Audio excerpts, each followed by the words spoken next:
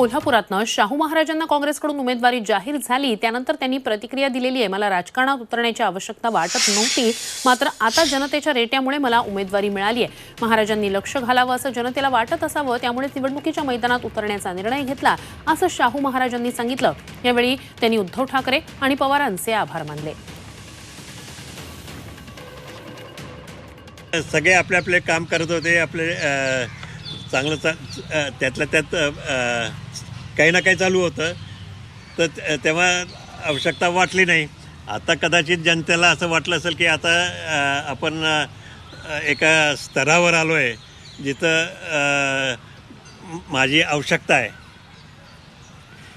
याचं स्वतःला महत्त्व देण्याचं माझी इच्छा नाही आहे, परंतु त्यांना असं वाटलं असणार की हीच वेळ आहे आता महाराजांनी याच्यामध्ये लक्ष जास्त घालायची, आणि त्यामुळे जनतेच्या रेटेमुळे हा प्रश्न उद्भवला।